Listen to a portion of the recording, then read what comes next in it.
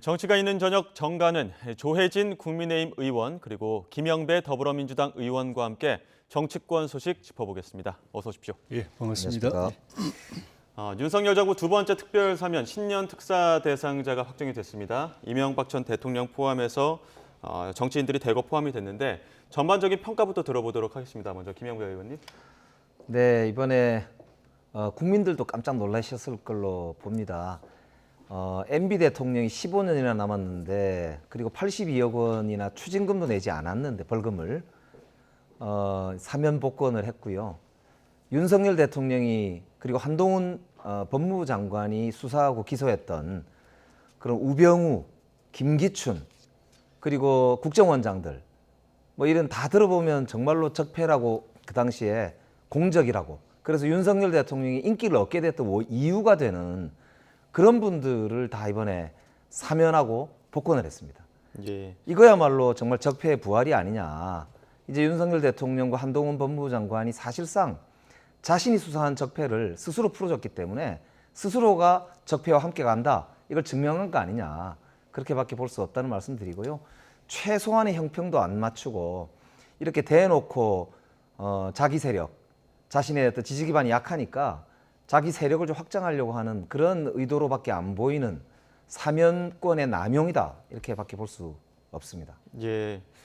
말씀하셨던 부분 하나하나 앞으로 뜯어봐서 또 두 분께 질문 드려보도록 하고요. 조혜진 의원님께서는 전반적인 평가 어떻게 하십니까?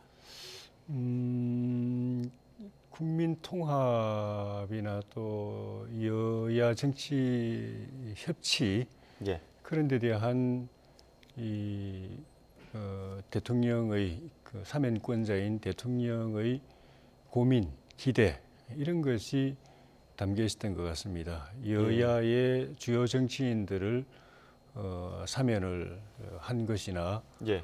또 지난 정부 때 문재인 청와대에서 사면을 고민을 했다가 하지 못했고 예. 또 그 당시 민주당 이낙연 대표가 공개적으로 사면 필요성을 주장했다가 되지 못했던 그 이명박 전 대통령 사면. 그 당시에도 이제 두 분 박근혜 전 대통령, 이명박 전 대통령 사면을 다 고민도 하고 또 이낙연 당대표도 주장도 있고 했지만 결과적으로 박근혜 전 대통령만 사면하고 예. 훨씬 더 고령이고 건강도 안 좋았던 이명박 전 대통령은 결자 해지를 못하고 그냥 정부가 물러나게 됐는데 그것을 뒤늦게라도 윤석열 정부가 사면을 하게 되어서 저는 다행이라고 생각이 듭니다. 예. 김영배 의원님 앞서 말씀하셨지만 지금 이명박 전 대통령에 대한 사면 놓고 공방이 거센데 예. 남은 형기가 꽤 되고 또 벌금 면제라는 부분까지 있다 보니까 이 부분에 대해서 지금 야당의 공세가 있는 것 같습니다. 어떤 의견이십니까? 형기 부분은 지난 그 문재인 정부 때 그걸 사면을 고민할 때도 예. 박근혜 전 대통령도 이명박 전 대통령도 형기가 많이 남아 있었죠. 예. 박근혜 전 대통령은 그 사이에 먼저 또 사면이 됐기 때문에 오히려 오늘까지 사면이 못 됐던 이명박 대통령은 형을 더 살게 됐고 예. 그래서 형기가 더 줄어들었고 근데 그런 형기가 몇 년이냐가 중요한 것보다도 왜냐하면 전직 대통령들은 과거의 사면도 보면은 실제 수형 기간은 전체 이 선고 기간에 비하면은 물론 이제 이명박 전 대통령, 박근혜 전 대통령 4년, 5년을 이렇게 이 수감 생활을 한 경우는 드물었고 뭐 1년, 2년 뭐 이런 정도로 하고 다 사면을 했는데 그 형기가 문제여서 할 수 없었다고 한다면 지난 정부 그 청와대나 또 이낙연 대표나 이런 분들이 공개적 비공개적으로 그거를 주장할 수가 없었겠죠. 그리고 그 벌금 예. 남은 부분도 벌금이 그 당시에 이명박 전 대통령 경우에는 130억이고 추징금이 57억 8천만 원인가 해서 아마 다 합하면은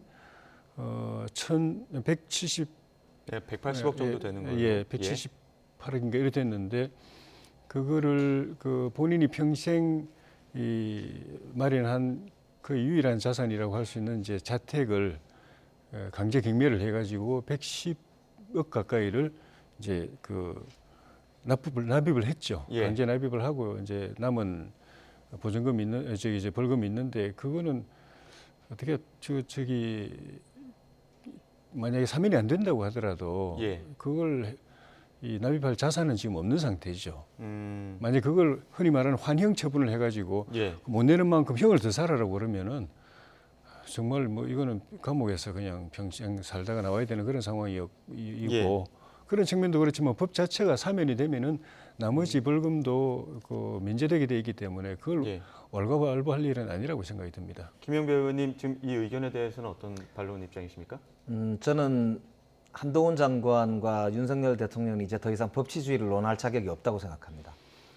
적어도 예. 법의 엄정함을 통해서 공정과 정의를 주장하시던 분이고 전 정부, 문재인 정부가 공정하지 않다고 그렇게 주장하시던 윤 대통령께서 이렇게 아무런 기준도 없고 고무줄 기준을 가지고 자기 편만 다 봐주는, 그리고 자기가 기소하고 수사한 거를 싹 저렇게 무죄로 만들어주는, 정말 놀라운 저는 이 마이다스의 손 같은 느낌이 들었는데요. 특히 MB가 82억을 안 낸 거는 한명숙 총리가 7억 원 추징금을 안 냈다고 해서 지금 사면을 복권을 안 해줬거든요, 이번에도. 예.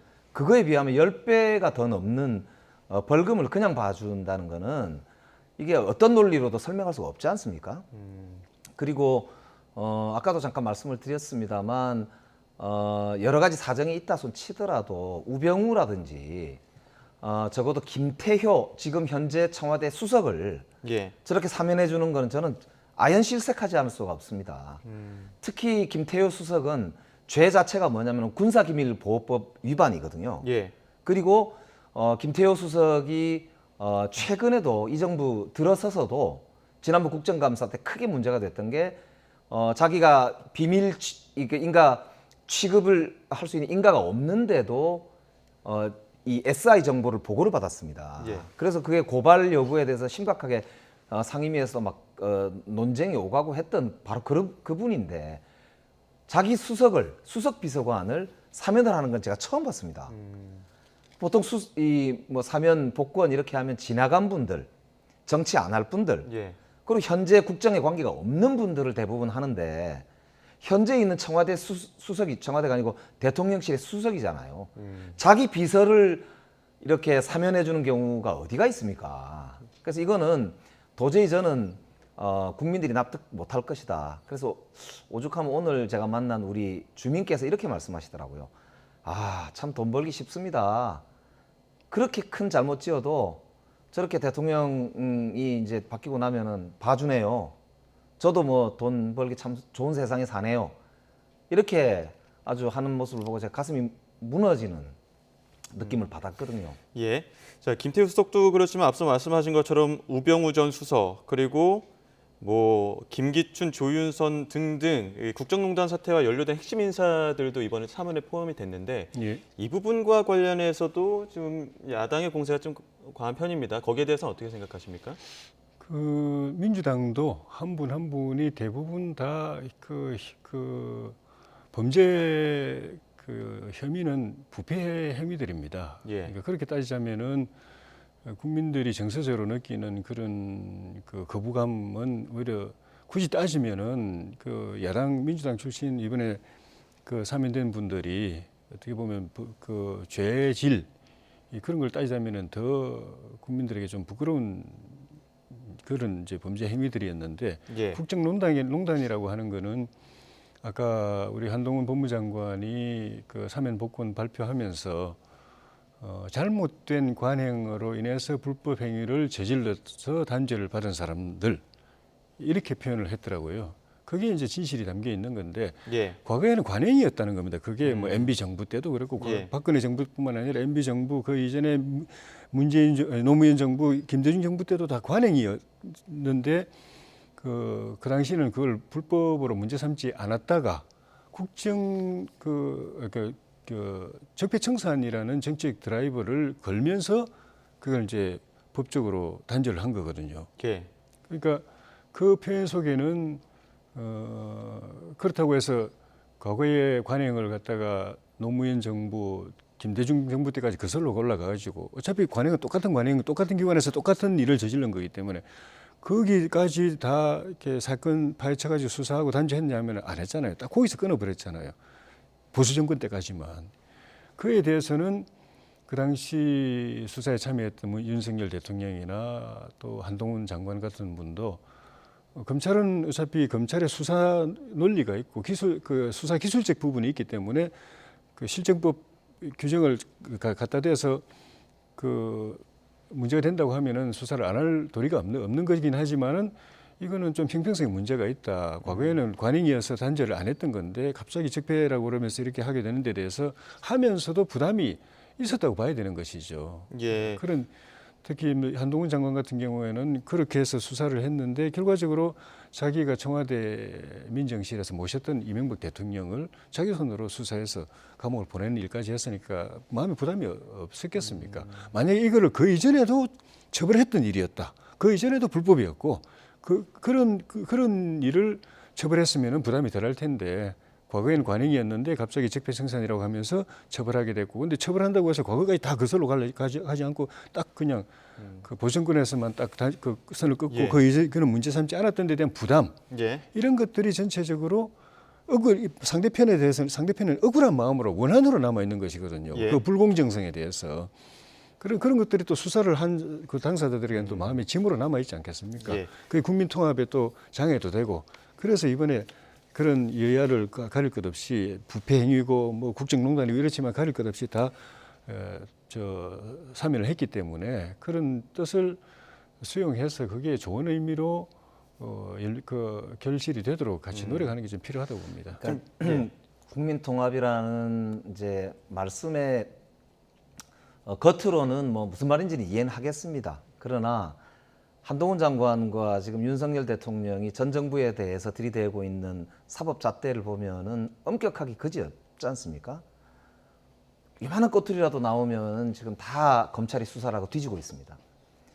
지금 법치주의를 계속 한동훈 장관은 법치 하는데 실제로 그러면은 윤석열 대통령과 한동훈 장관이 그 당시에 수사할 때는 그럼 문재인 대통령이 시켜서 했단 말입니까? 아니잖아요. 본인들이 한 수사예요. 예. 그리고 본인들이 그걸 자랑으로 여겼고 그거를 근거로 내세워서 국민들한테 표를 얻은 거 아닙니까? 예.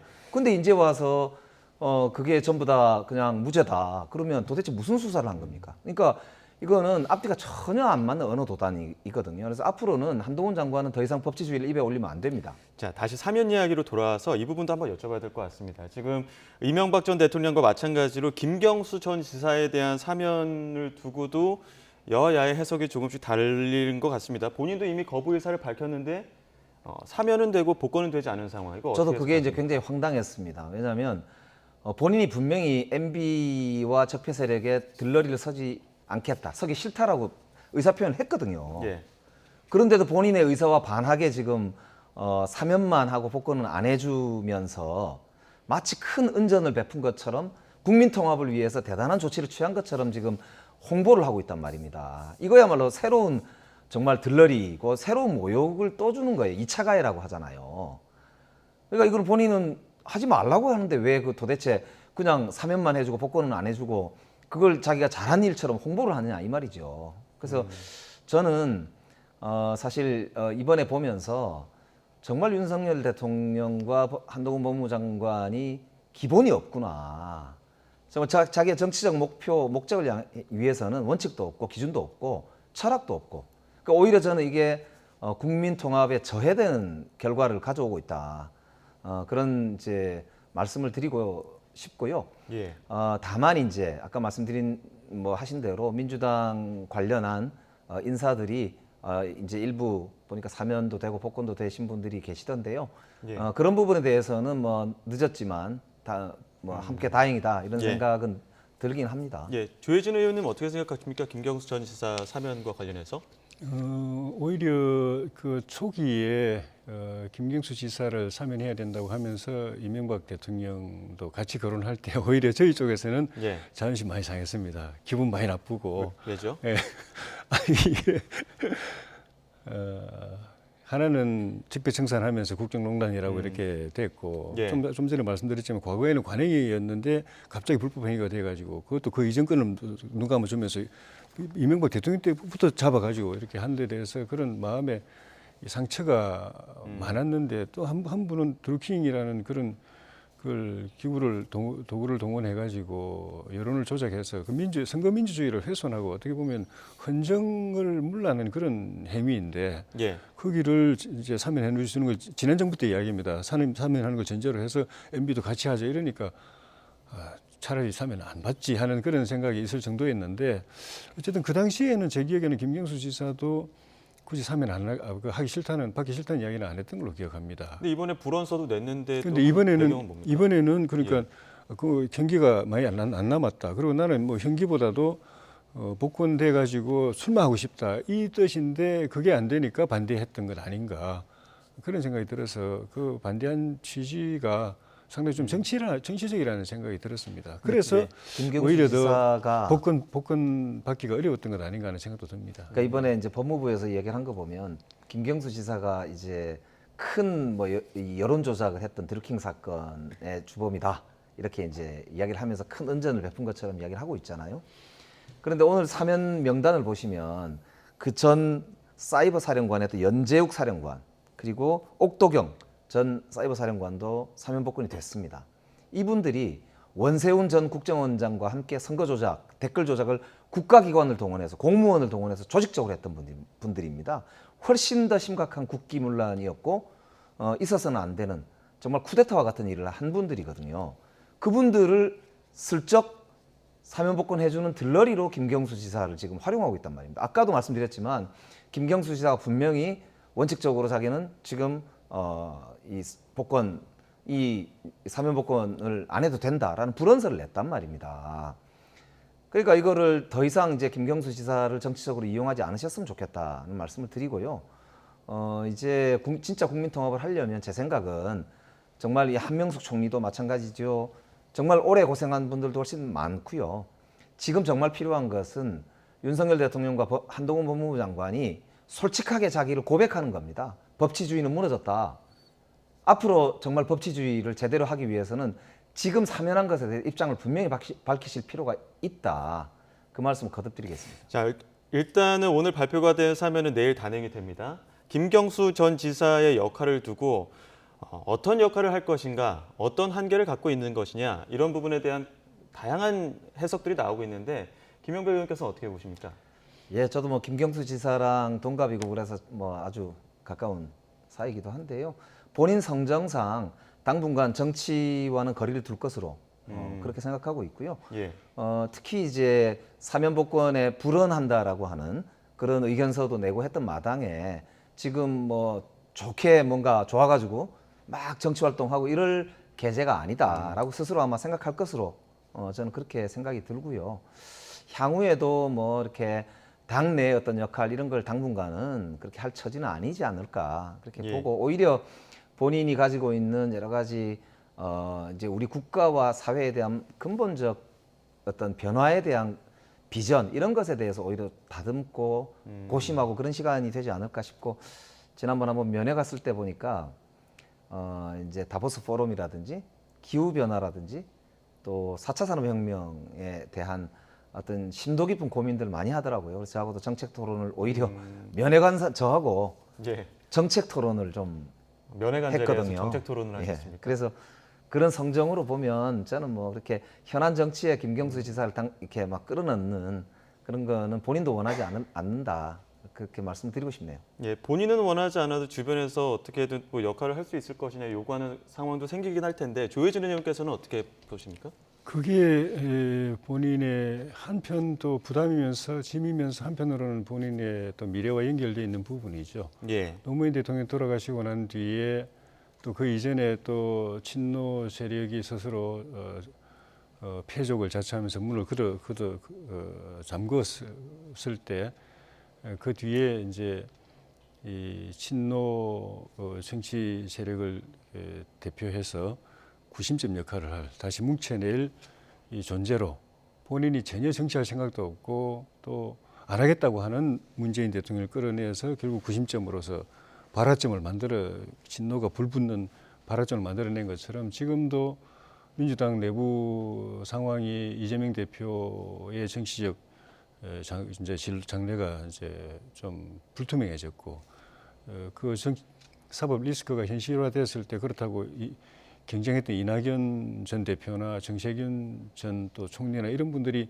대안이 되기도 어렵다고 생각하는 분들이 결국 대안으로 새로운 구심점으로 김경수 지사를 생각하고 그래서 사면보다도 오히려 복권 정치 활동을 할 수 있고 내년 총선에 출마할 수 있게 하는 그 복권에 더 집중을 했고 김 지사도 그랬던 것 같고 그래서 그게 안 됐을 때 오는 그런 실망이 예. 이 이번 사면에 대한 그런 그 민주당 내에 좀 부정적 반응으로 나오는 것 아닌가. 그러니까 그런 환경에 에워싸여 있기 때문에 복권이 안 나오더라도 결국 정치 활동을 할 수밖에 없고 다만 예. 출마가 안 될 거기 때문에 예. 본인이 직접 출마를 하기 어렵겠지만은 정치적 구심점으로서 역할은 하게 될 가능성이 많다. 그런 역할을 안 해도 되는 상황은 딱 하나밖에 없습니다. 이재명 대표가 모든 거에 무혐의가 돼가지고 리스크 다 털어버리고 예.